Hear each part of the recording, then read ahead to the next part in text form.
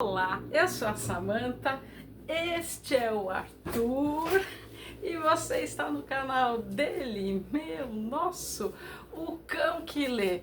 E sim, o nome do Arthur é em homenagem à lenda, ao mito do rei Arthur, é claro. Eu tô muito feliz com a seleção britânica, com a seleção inglesa, é uma seleção que eu gosto muito.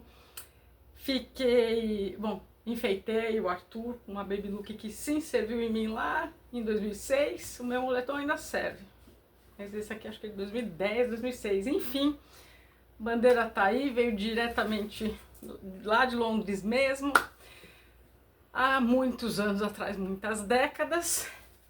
Tenho sim, isso aqui eu vou me exibir, mas eu tive uma ideia de fazer um vídeo com uma convocação, e essa mala também é muito especial. Comprei também na Copa de 2006, então eu gosto muito da Inglaterra. Quem me conhece há muitas décadas sabe disso. E é um time que mora aqui no meu coração e não tem explicação. Não tem explicação para isso. Porque eu nasci aqui no Brasil, enfim, eu só realmente gosto muito de lá. E aí o que eu pensei? Poxa, você vai ficar aí? Arrumei tudo, pus a minha baby look em você. Enfim. Como o Arthur tem este nome, como nós estamos em Copa do Mundo, tá pesado sim, porque eu pensei, vou pegar a minha mochilinha, que é muito especial, afinal de contas ela tem 20 anos, né? Muitos Enzos nem tinham ainda nascido, e ela aqui comigo em muitas viagens. E aí eu separei, não foi tarefa fácil, e está aqui dentro a convocação literária que eu irei mostrar agora dos autores da seleção do Arthur. Vem aqui, vem aqui, vem aqui. Vamos fazer vídeo. Ele não fica muito animado, não vou mentir pra vocês. Ele irá fazer 4 anos agora, dia 22. E para um cão de só 4 anos, ele já fez muitas mudanças. Então quando ele vê essa mochila, bate um desesperinho. Enfim. Entendo ele. Bom, vamos usar os livros. Não tem nem ordem, só pus de um jeitinho para poder fazer esse vídeo, para esse vídeo ser diferente, enfim. Tô feliz que ainda me serve, baby look não mais. Mas com delongas, mas já sem, vamos então à seleção literária. Vai ter filosofia, vai ter psicologia, vai ter livros clássicos e livros contemporâneos. Então eu espero você deixe seu comentário me dizendo quem você escalaria, quem não. Não foi fácil fazer esta lista, fazer esta convocação, essa escalação, porque foi muito difícil deixar muita gente boa de fora. Mas seleção é isso, então bora pra lá. Vou começar com quem não poderia ser diferente. E aqui eu fui pegando livros aleatórios dos autores, tá? Mas eu vou falar um pouquinho de cada livro que eu mostrar. Não poderia ser diferente. O craque, é o camisa 10. Gente, William Shakespeare. Quem mais? O Brasil ainda não era nem conhecido, o homem já estava escrevendo peças de teatro lá na Inglaterra. Então, Shakespeare já pensei nele logo de cara? É claro que sim. Peguei uma peça adaptada, e aí eu queria também mostrar isso para você que está chegando aqui pela primeira vez, nem sabia que era uma seleção literária. Tem as peças de teatro, né? Tem gente que não gosta de ler, e tem as peças em prosa, vou colocar assim. E essas edições da Príncipes, eu não estou fazendo publi, nem tenho inscritos para isso, então os vídeos são por puro hobby e prazer. Então, essas edições da editora Príncipes são a historinha normal, não é infantilizada, é só num jeito não de teatro. Eu gosto de ler teatro, mas esse aqui eu lembro que eu comprei, que eu queria saber como que a história então era narrada, enfim, então sim, é para adultos essa história. Hamlet é uma das minhas favoritas, difícil falar de peça favorita deste gigante, desse craque. Mas eu diria que sim, porque é um livro sobre vingança. E eu gosto muito de livros sobre vingança. Então, Hamlet é a vingança pura, nua e crua. O clássico rei aqui dinamarquês assassinado pelo irmão para pegar o trono, e em linhas bem rasas, tá, gente? Vou, enfim, acabar com a experiência de ninguém, mas aqui tem mais de 500 anos essa história. E desta história, sim, nós temos o Rei Leão, por exemplo. Então, se você pegar a história do Rei Leão, se você gosta do Rei Leão, é Hamlet puro. Me arvoro ainda dizer que He-Man, sim, o desenho, e que agora está em Os Mestres do Universo nas telonas, me arvoraria a dizer sim também que tem um quê muito shakespeariano de Hamlet lá, por causa do esqueleto, He-Man, enfim. É que aí tem a She, aí vai mudando, mas toda a grande história, não é que é cópia no sentido plágio, mas toda a grande história já foi escrita, então as pessoas vão nos antigos e dão aquele tapa para disfarçar, mas poxa, essa história é um clássico porque mexeu, e aí Rei Leão veio e explodiu, por exemplo, e os desenhos estão aí. Bom, então Hamlet, um clássico. Um outro clássico que eu tenho certeza que já conhece, mesmo que nunca tenha lido, mas Charles Dickens jamais ficará de fora dessa lista. Esses aqui são ali, ó, os centroavantes. Poderia ter pego Oliver Twist, poderia ter pego Um Conto de Duas Cidades, enfim, Dickens é Dickens. Aqui no canal tem resenha do As Aventuras do Sr. Pickwick, deste aqui, Um Conto de Natal. Um Conto de Natal, quem nunca ouviu falar do Sr. Scrooge?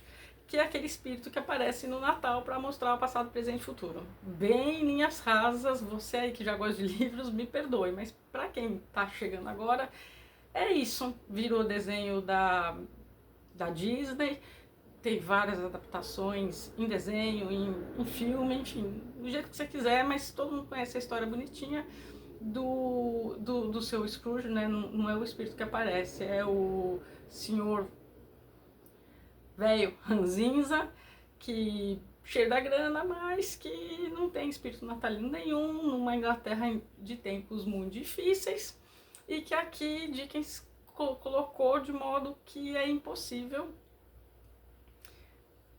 perto do Natal, na véspera do Natal, a gente não ler, não assistir algo e não continuar se emocionando. É um clássico, né? Clássicos não envelhecem nunca.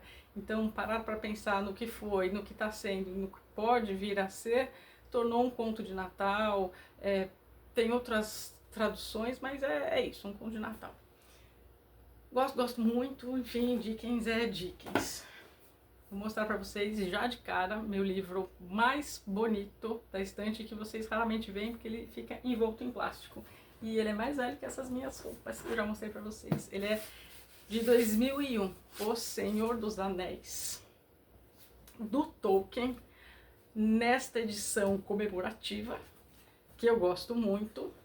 Não li aqui, tá? Eu tenho a edição dessa época, os 3 livros estão aqui dentro, mas clássico, então você vai falar, você nem mexeu? Não, nem mexer. Ele foi numerado, só tem 10.000 tiragens, e o meu exemplar é este número aqui, 694. Então é um livro daqueles que ganhei em um Natal e guardei com muito carinho e fiz a leitura no clássico. Então aqui tem os 3 livros, tá? Sociedade do Anel, As Duas Torres e O Retorno do Rei. Ah, Samantha Tolkien não nasceu na Inglaterra. Fato. Ele nasceu na África do Sul. Se eu falar, então tá na seleção inglesa. Mas ele é o típico caso que os pais estavam a trabalho, ele nasceu, ele se considerava inglês, a vida dele se passou na Inglaterra. O Hobbit, inclusive, não é que é uma homenagem, mas criou-se uma mitologia em torno do idioma, enfim, tudo. E ele foi bem novinho, mas bem novinho mesmo, e se criou na Inglaterra. Os pais só estavam a trabalho do governo inglês na África do Sul. Então, sim, Tolkien é considerado um britânico. Então, tá aqui. E tem, se você não quer ler esse calhamaço, aconselho, leia a história. Nem parei aqui na história, porque na minha cabeça, assim, impossível, muito difícil, né? Impossível não é, alguém não ter assistido O Senhor dos Anéis. Para mim, particularmente, é uma das melhores adaptações do cinema de fiel, assim, sabe? Aquela trilogia longa, enfim. Então, eu gostei, mas a experiência do livro eu nunca troco.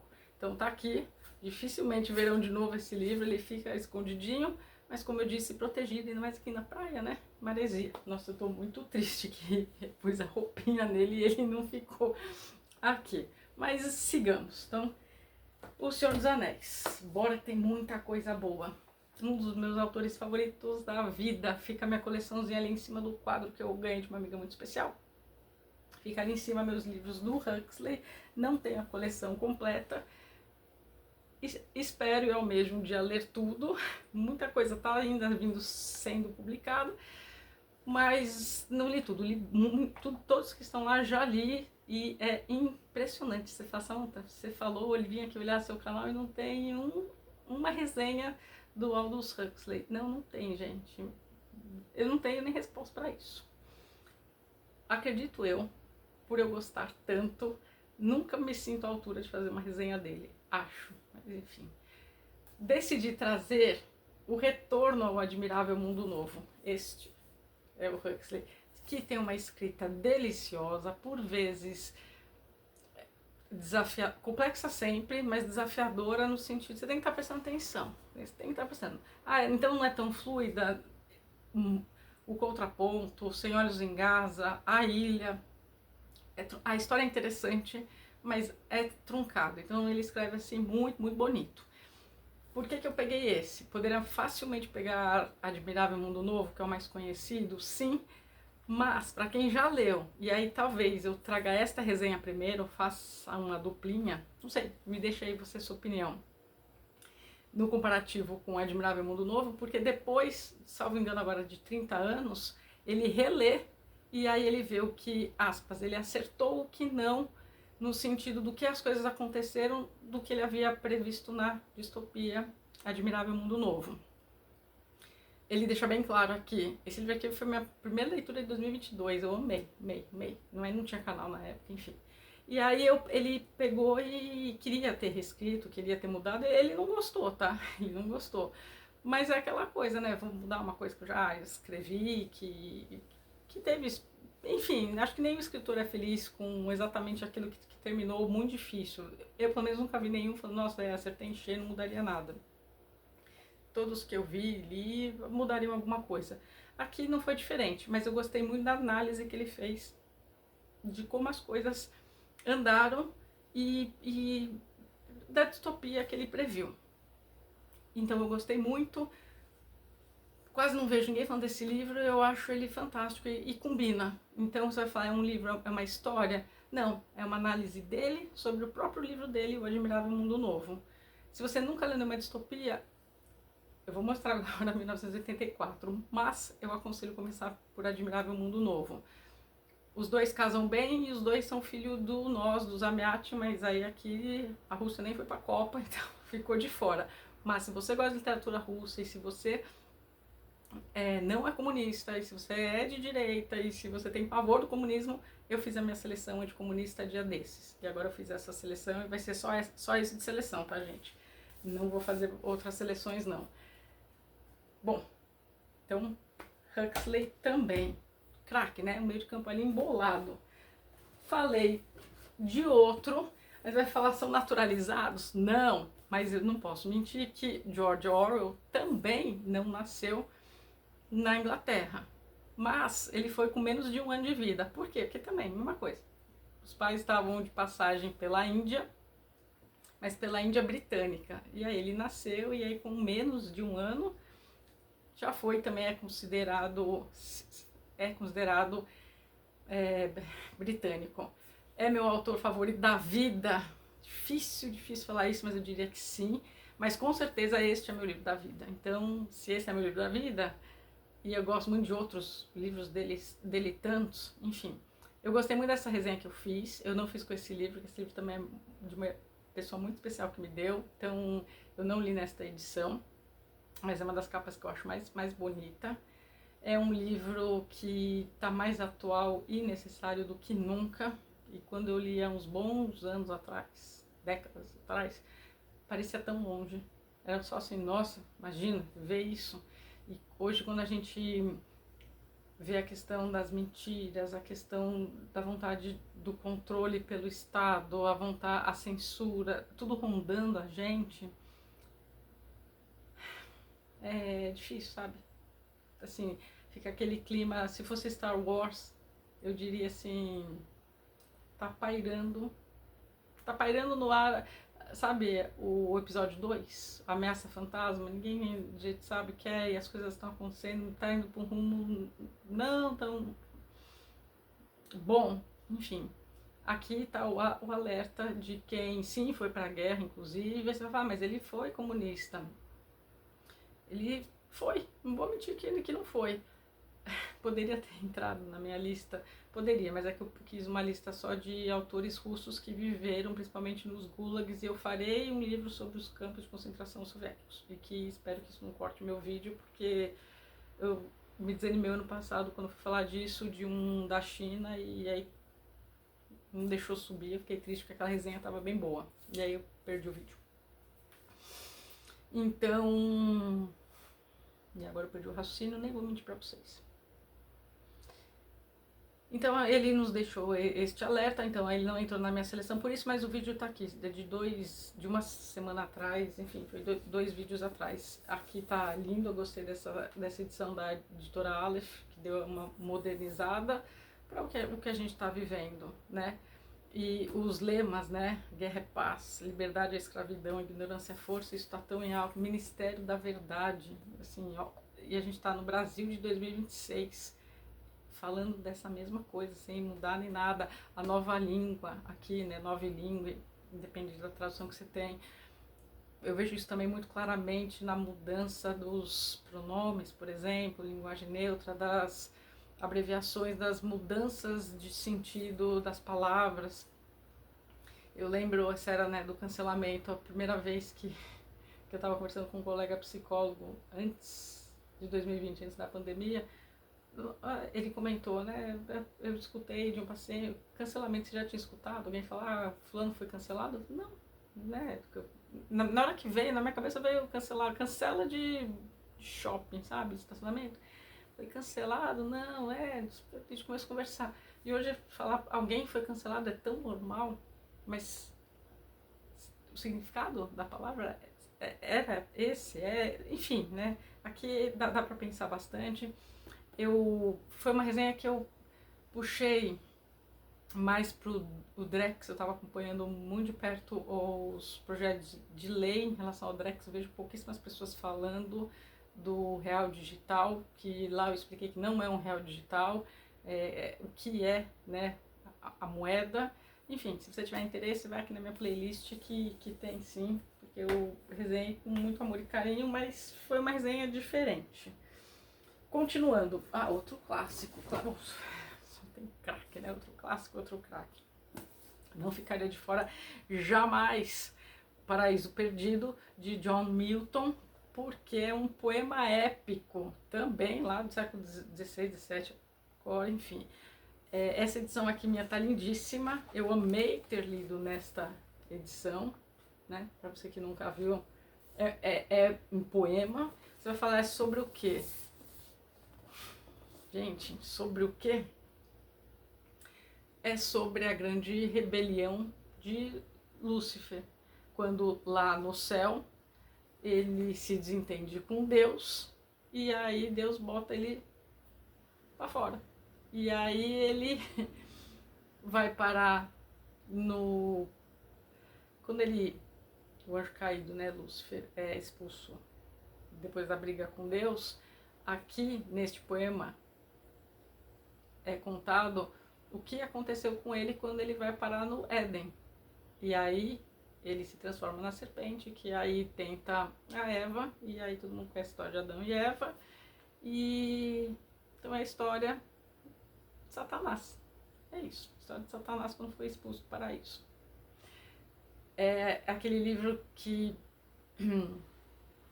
te desafia, é aquele livro que faz você pensar, caramba, é isto um clássico, eu diria, certamente que é.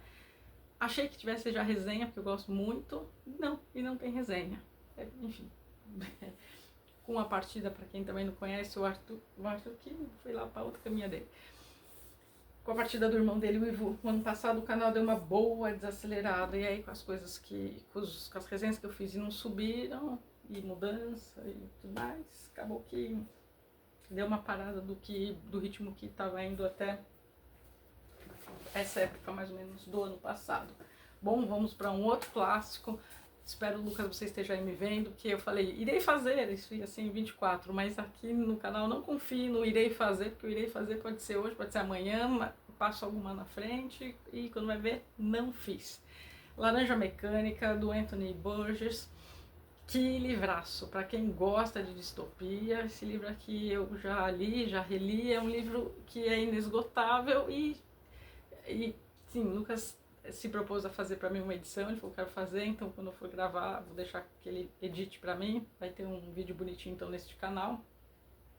Aqui a gente tem a história do Alex, né, engraçado, né, se a gente pegar do latim, o prefixo A é sem, né, e lex é lei, então é um personagem já sem lei, né, fora da lei. E a gente tem aqui um personagem terrível, essa é uma edição de uns livros mais bonitos, ele tem ilustrações, ele é escrito naquele, deixa eu só mostrar, né, ele é escrito naquele papel de livro de escola, sabe? E ele tem um vocabulário próprio, ele tem um glossário, Nadsat, já não ia lembrar mesmo, Nadsat, ele tem um glossário, então tem palavras que ele inventou. Essa minha edição foi comemorativa de 50 anos e eu adquiri ela porque não dava para ficar de fora, ela é muito, muito linda. Laranja Mecânica não é uma alusão à Holanda, embora seja outro time que eu goste muito, mas não é o carrossel holandês, já ouvi gente falando isso, acredite. Aqui a gente tem esse Alex, que é um adolescente delinquente, mas muito delinquente, é um livro muito pesado, tem crimes, tem maus tratos com os animais, enfim, foi difícil ler esses trechos, mas é uma leitura que compensa, porque aqui o grande debate é até que ponto, dado a delinquência juvenil, até que ponto compensa o Estado tomar as rédeas e controlar no sentido punitivo, no sentido do Estado, ser delegado ao Estado a punição. E aí, aqui, o que tem de interessante é o Estado vai fazer um experimento social com ele. E aí, vou deixar para vocês verem na resenha que eu for fazer. Aí, esse experimento social é um grande debate sobre a liberdade individual. É um livro que impacta, nunca mais se escuta, acho que é a quinta sinfonia de Beethoven do mesmo jeito, acho que é agora. E o filme eu nunca vi, porque é aquela coisa com o olhão aberto, não é a minha, mas o livro, você lê numa sentada assim, você lê. Até porque fica mais fácil de aí você saber o significado das palavras, que parece outro idioma mesmo. Tipo, essa palavra eu já vi tanto, porque no começo você tem que ficar consultando o glossarinho atrás, mas depois vai. E aí tudo tem um porquê, tá? Tudo. É bom ter trazido essa seleção, porque provavelmente depois da literatura russa, no sentido pesado, denso, psicológico, a literatura inglesa certamente é a que eu mais gosto. Enfim. E ficou fora a história do bonito lá, ficou fora, não saiu aí uma edição nova, as crônicas, também não conferi para ver se era em inglês se era inglês, porque tem muita coisa boa que às vezes a pessoa é escocesa, e aí então eu chequei cada um dos autores daqui, tá? Os, aspas, naturalizados, eu já apresentei, o Orwell e o Tolkien, é isso. Vem, Arthur, vamos aqui, vem. Bom, vamos intercalar com política. O melhor primeiro-ministro, na minha opinião, e é difícil falar isso porque a gente teve Margaret Thatcher também, mas Winston Churchill é um gigante da política. Ele foi o primeiro-ministro do Reino Unido quando da Segunda Guerra Mundial. Ele se recusou a fazer algum tipo de acordo de paz com o Hitler, e ele, num período mais difícil, mais decisivo, né, nos rumos da história do mundo, Churchill estava lá. Então ele, para mim, é um dos melhores políticos inteligentes, ele tinha umas sacadas inteligentíssimas, satíricas, irônicas. Ele escreve extremamente bem. Eu até peguei... Ixi, acho que peguei errado. Acho que esse aqui é uma autobiografia dele, em que ele vai contar os anos da juventude dele. Muito gostoso, flui muito bem. Ele escreve gostoso. A título de... Então, aqui eu peguei errado. Peguei errado, eu não sei nem onde que tá o certo. Mas, da onde veio esse amor todo, além de ter vindo quando eu pisei pela primeira vez na Inglaterra, em Londres, veio depois quando eu li História Concisa de Inglaterra, um livro que existe em português de Portugal, que eu li lá no começo dos anos 2000, 99, 2000, bobear, século passado, volume 1 e 2, não foi esse que o Churchill escreveu. Ele escreveu, acho que, História dos Povos de Língua Inglesa, a formação da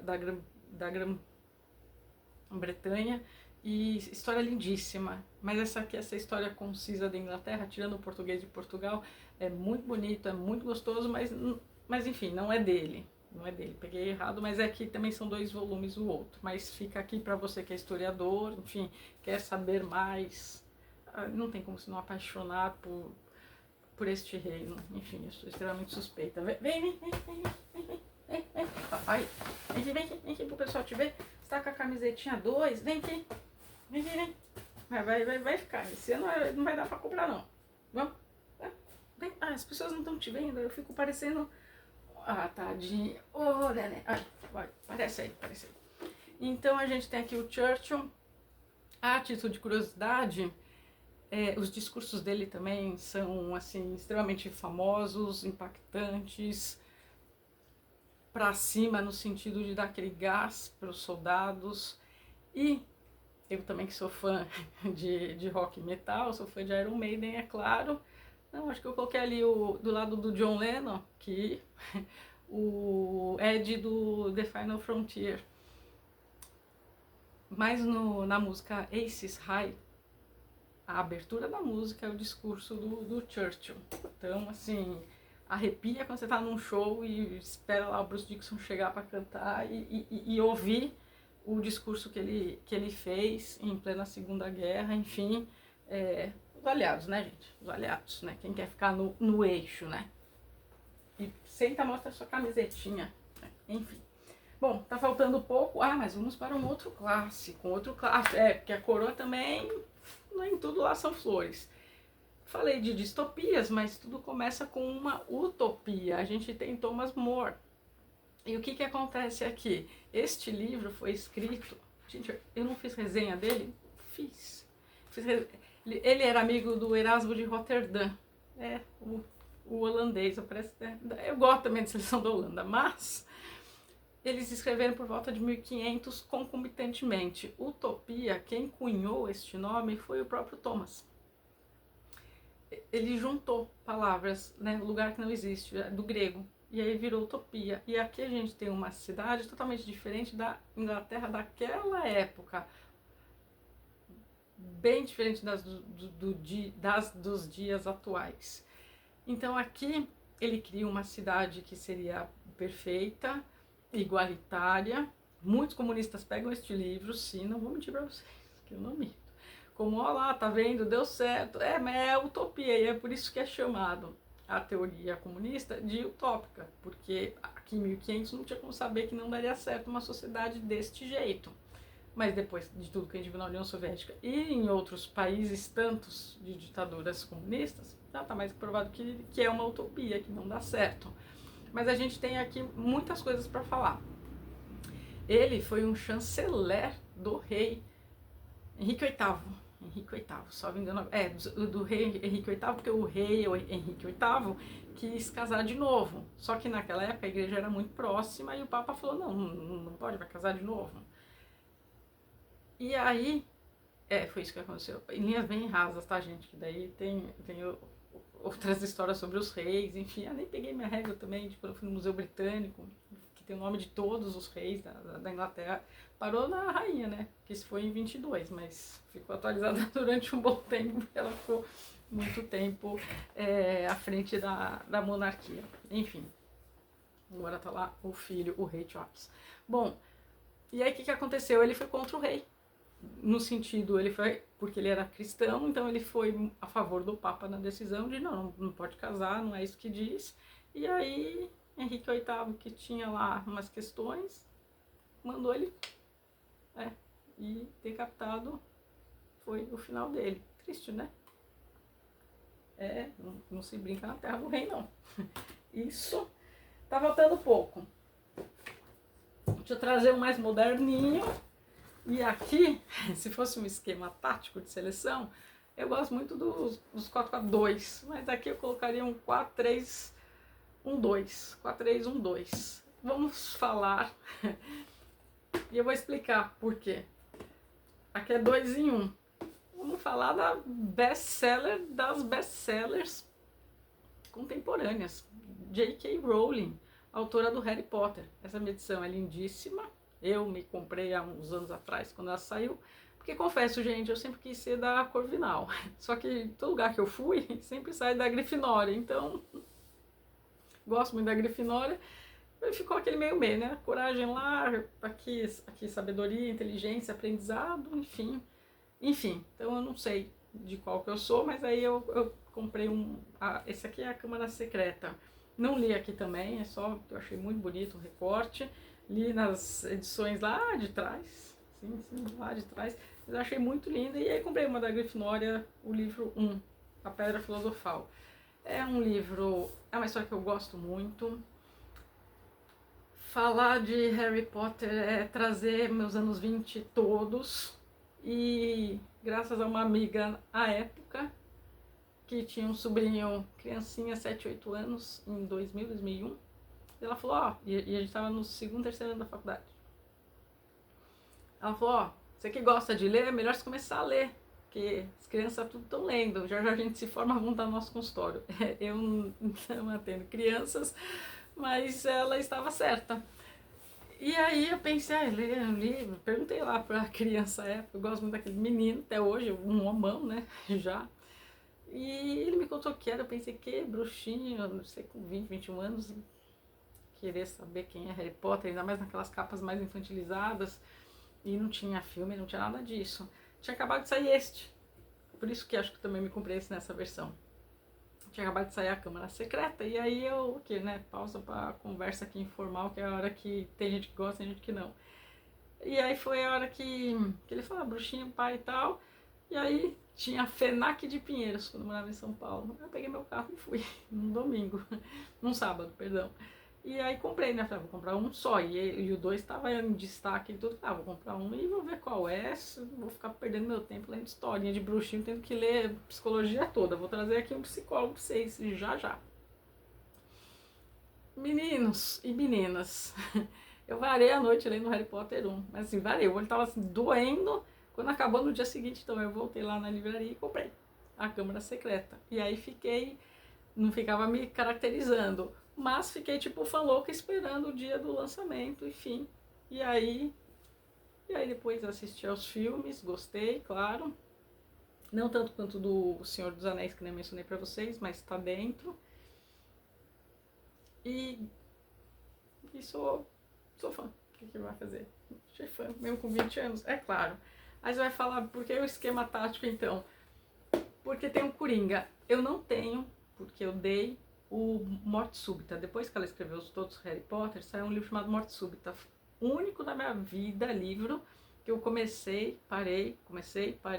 Depois da terceira, quarta vez que eu... Gente, esse livro não é pra mim, não vai. Então, não tenho vergonha de falar, mas foi um livro que eu abandonei. E aí alguém queria, falei, pode levar. Era um livro bonito, capa emborrachada. A história pra mim não fluiu e não sei que coisa que eu tive com aquele livro. Este eu não sei, mas esse vai passar Samantha é Robert. Robert é um pseudônimo dela. Se você aí não sabe, O Chamado do Cuco é que isso aqui também é capa dura. Mas eu não li. Isso aqui eu comprei, já tá fazendo aniversário na estante. Como ela fez muito sucesso e ficou bilionária enfim, Harry Potter entrou, nem é pra cultura pop, vai virar um clássico também quando nós todos não estivermos mais aqui daqui uns 100 anos. Como ela ficou muito famosa com não vou dizer medo, mas para não ser tão pressionada para outro sucesso, ela estava a fim de escrever romance policial. E aí ela pensou, bom, então vou usar um pseudônimo, porque aí a pessoa não vai associar. Mas enfim, né? Depois todo mundo descobriu, esse livro é de 2012, 2013, um negócio assim. Eu comprei quando saiu essa capa, tava todo mundo falando, todo mundo falando. Não é o meu estilo favorito, romances policiais, mas sim, esse aqui eu quero ler. Mas ele me chamou, ainda não. Então, continuo aqui, não posso falar mais sobre. Mas se você vir, então dá pra brincar com ela, sei lá, botar um meio campo, atacante, dá pra brincar aqui. Então é 2 em 1. Um filósofo que eu gosto muito, gosto de filósofos da liberdade. Este livrinho aqui é curtinho e é muito bacana para quem gosta de filosofia. Eu sempre busco trazer algo nesta linha.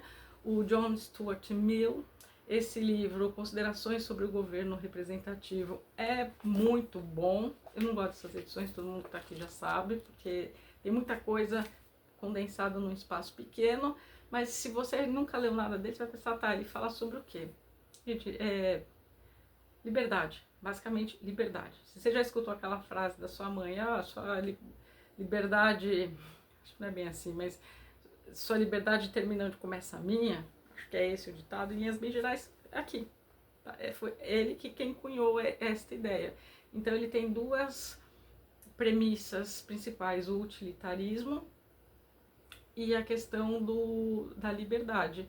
Então, para ele, o governo, o Estado, deve intervir e interferir o mínimo possível na vida do cidadão. Enquanto os comunistas querem mais Estado, mais taxa, mais imposto, o grande paizão Estado, os liberais, menos governo, menos taxa, menos interferência na vida econômica e na vida individual. Então, o Stuart Mill, ele trabalha muito nessas questões. Eu não peguei o David Hume porque ele é escocês, mas ele é um filósofo anterior ao Mill, que é mais recente, bem mais recente, e eles debatem sobre essas ideias, tá? Não peguei o David Hume porque daí não vou pôr um escocês, né?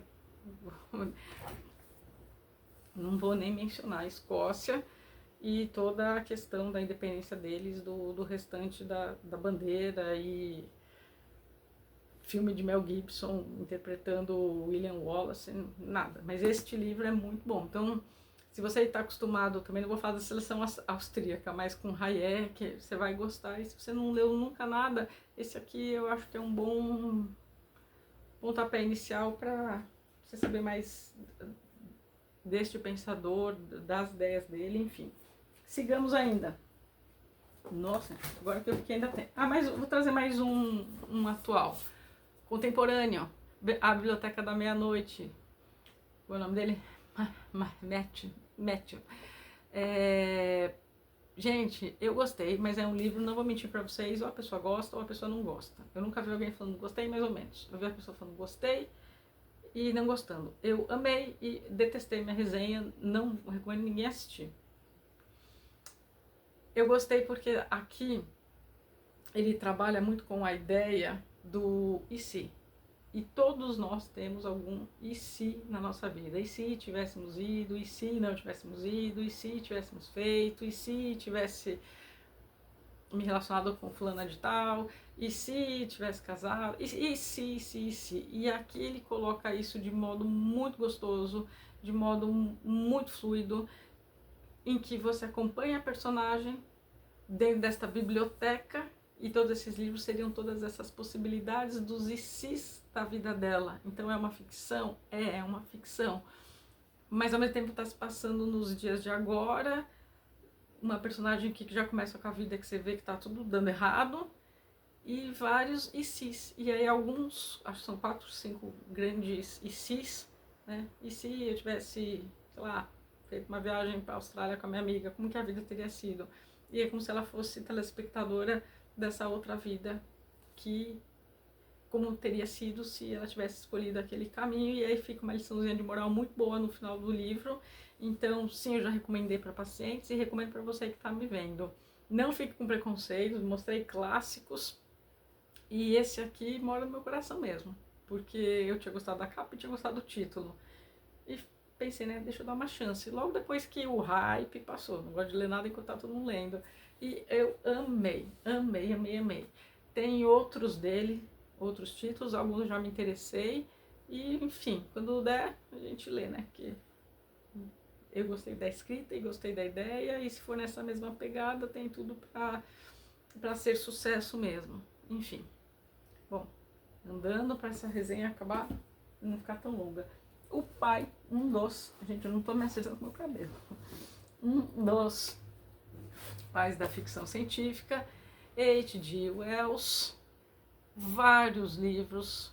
Eu peguei o Dorminhoco, porque eu li ele ano passado, eu fiz resenha aqui no canal e aqui no meu canal também tem a proposta de trazer livros de autores famosos, livros menos conhecidos desses autores que já são consagrados pela literatura mundial.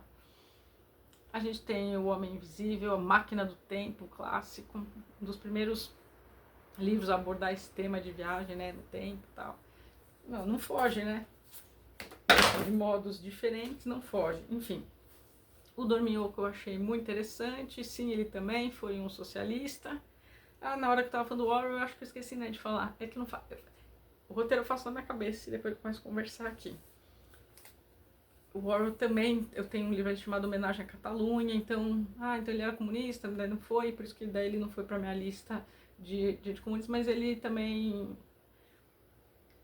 entendeu a utopia, viu como que estava se passando na prática e aí não funciona. Ele chegou a participar, o Wells, de modo mais, como posso dizer, mais político, e este livro tem muito disso, tá? Então esse Dorminhoco é um livro gostoso, é um pouquinho arrastado, a pegada do autor já é meio arrastadinha, mas as ideias são fantásticas.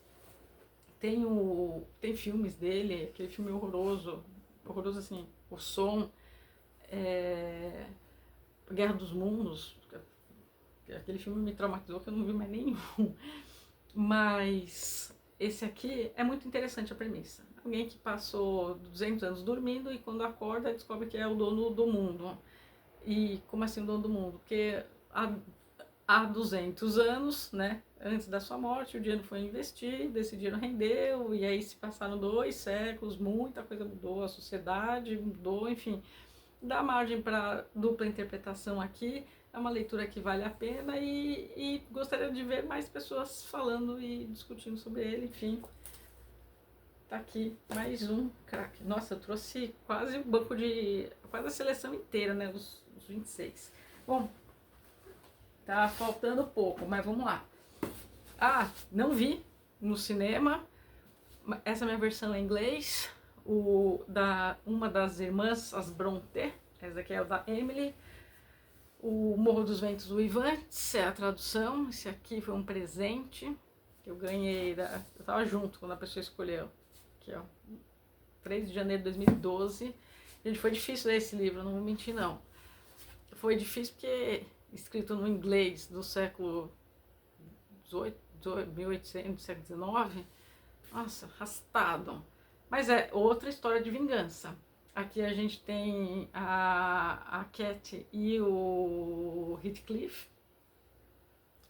E aí aquela história arrastada, sombria, que se passa nessa Inglaterra, época vitoriana. Não vou dar dado errado agora, porque me fugiu, foi um livro que eu li há muito tempo. Ela fala, você gostou? Eu gosto de livro de temática vingança, eu gosto aquele que sai escorraçado e depois volta rico, sabe? Dá a volta por cima. Amo esse tipo de livro. Aqui é isso. Só que aqui a gente vê também o amor e o ódio e o que acontece nas gerações subsequentes. Obsessão, paixão, idealização, é isso tudo. Mas sempre que eu pego esse livro, também ele não fica muito à mostra, porque eu gosto muito desse tipo de capa, enfim, não citei mais, é um livro não raro, mas são edições especiais, né, enfim, quando começaram a ser importadas aqui para o Brasil, mas Me vem muito o saudoso maestro, o André Matos, bom, né? Eu fazendo sempre minhas referências ao metal, enfim, eu gosto. E ele canta lindamente, para mim é a versão mais bonita. O dia que for fazer resenha deste livro, com certeza no Instagram é a trilha sonora que eu colocarei. Enfim, faleceu, acabou de completar 7, 8 anos da partida dele, uma pena. Foi-se com 46 anos. Acabando, bom, vou falar de outra, né? Mostrei uma das irmãs, agora eu vou falar da Jane Austen, também, outra que dispensa maiores apresentações, mas este livro, que eu já estou para trazer resenha, porque eu já li, é a mesma pegada arrastada também, era vitoriana, então, esse pessoal do século XVIII, gente, tô falando errado toda hora, não. Ela nasceu aqui, ó, 16 de dezembro de 1775, era vitoriana, século XVIII, 1775. Esse foi o último romance dela, Sanditon. Só que o que acontece? Já vou dar aqui o spoiler, que não é nem um spoiler. Ela não terminou. Ela não terminou. É um romance muito bonitinho, só que ela morreu antes de terminar. É um final em aberto. E aí a editora Príncipes fez bem bonitinho de ter deixado estas páginas para você terminar a história. Eu não sei como terminar, por isso que eu não terminei. Quando eu terminar, né? Quando eu terminar, eu vou escrever e vou contar do que se trata e qual o final que eu dei. Este livro ficou nas mãos, acho que da sobrinha dela. Outras pessoas tentaram dar um final, mas que você vai dar um final para quem escreveu tanta coisa boa, para quem também é uma gigante. Então, não tem muito o que eu falar. Uma pena, o último romance não finalizado. Então, assim, só tem 90 páginas e aqui eu gostei que a editora deixou aí uma meia dúzia para você discorrer. Bom, vamos lá para um outro clássico, Alice no País das Maravilhas, Lewis Carroll, que não era este o nome dele. Essa ediçãozinha eu não curto muito porque ela é pequena, né? Eu gosto das maiores. Mas é a história da Alice no País das Maravilhas. É uma história muito bonita, com muita simbologia. A garotinha que segue o coelho branco, cai no buraco e vai parar no País das Maravilhas. E aí o encontro com o gato sorridente, o encontro com o chapeleiro, o encontro com a dama de copas. É uma jornada, né? E o que sairá depois desta jornada? Você tem que ler, que até o cão tá dormindo aqui, não dá nem pra mostrar pra vocês. Tô chateada que era pra ele estar ali dando o tchan. Mas enfim, rumo já ao finzinho, falando de cachorro, afinal é um canal de cães. Não li. Virginia Woolf, Flush, uma biografia, é a historinha desse cachorrinho que é um cocker, salvo engano agora. É um livro muito bonito, eu ganhei e não li ainda. Faltou oportunidade, falta de vontade não é, porque o que eu li aqui na premissa é que esse cachorrinho some, é sequestrado, alguma coisa assim, e a galera vai atrás dele, então é ele quem narra. Tô empolgada desde que eu me comprei para ler, mas é aquela coisa, comprei, irei ler, só que o livro ainda não chamou. E como eu tô com os meus outros projetos, vai esperar um pouquinho mais. Mas assim que eu lê-lo, vocês verão resenha por aqui, porque combina, né?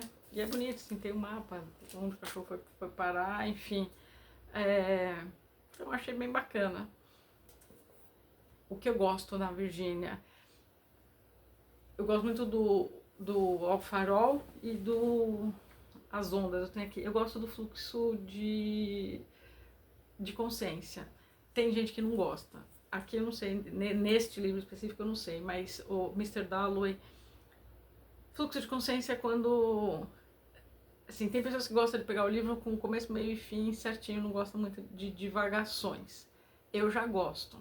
Então, por exemplo, você vai dar um exemplo brasileiro, Graciliano Ramos, no Angústia, tem fluxo de consciência.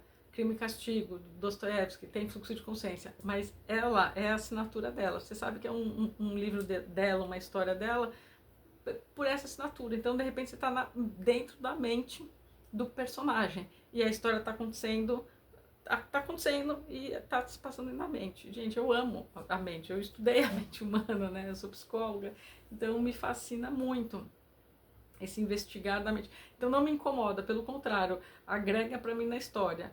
Mas tem gente que foge de fluxo de consciência, que fala, meu Deus, mas aonde que essa história está se passando? Porque não tem agora estamos dentro da cabeça do personagem. Não, você vai indo. E eu gosto deste fluxo.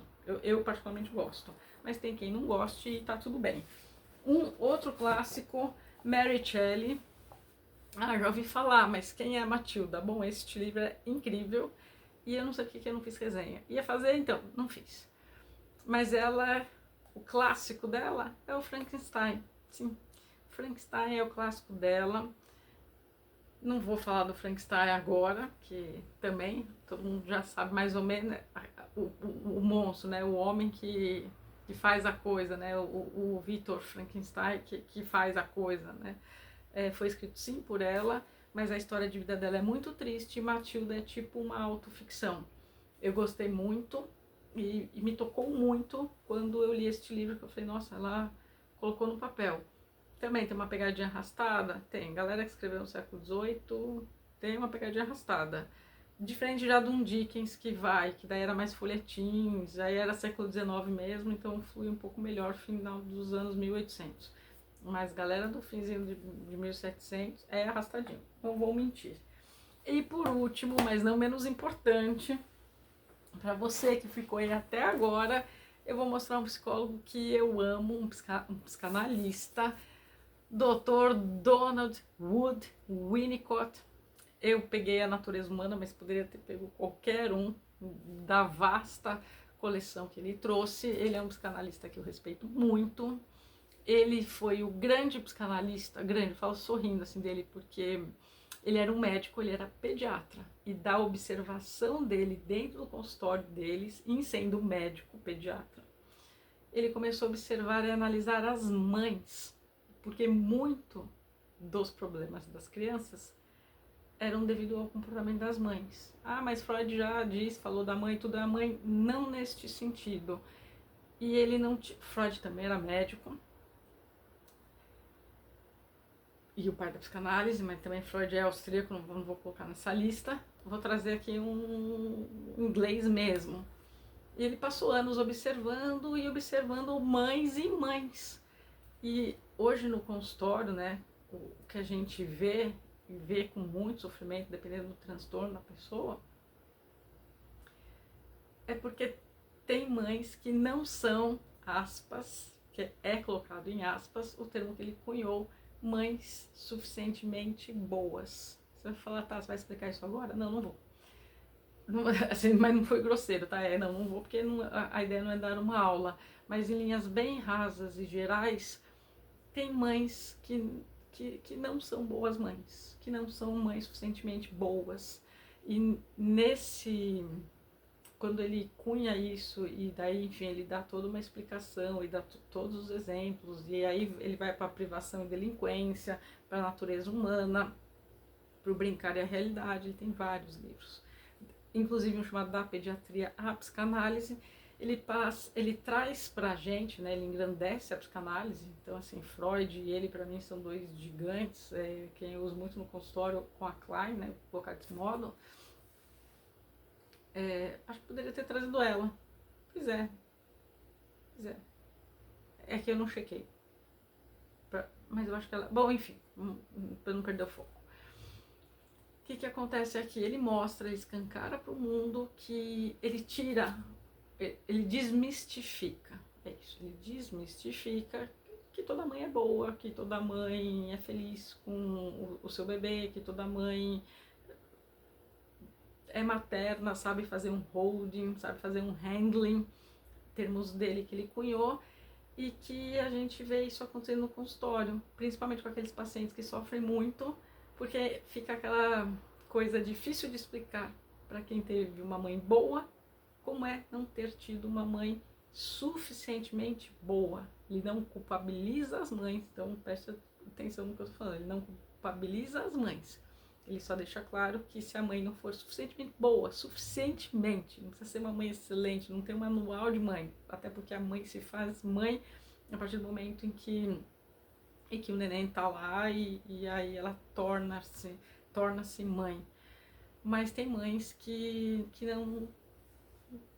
não conseguem ser o mínimo do mínimo do mínimo de suficientes e causam muito transtorno na vida dessas crianças.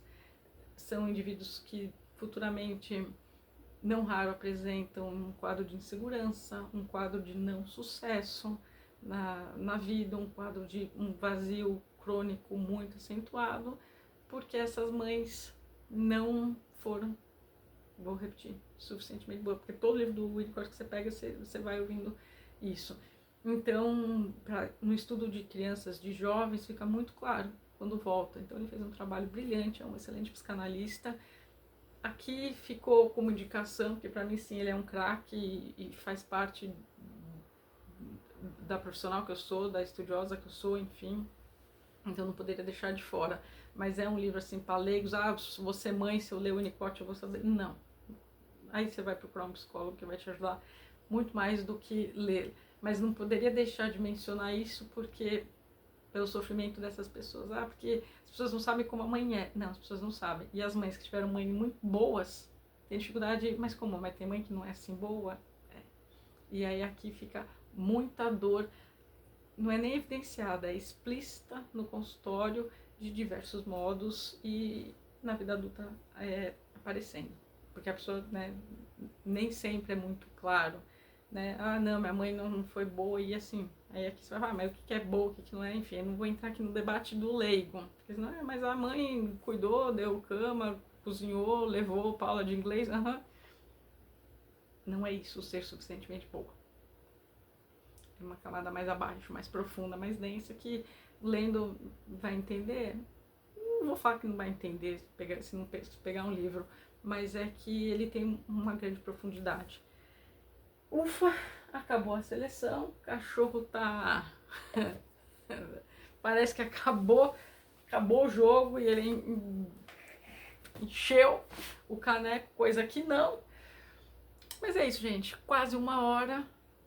Acho que valeu a pena esse vídeo, espero que vocês tenham gostado, ficou longo, coisa boa ficou de fora. Gostaria de saber qual inglês você colocaria, qual inglês você não colocaria.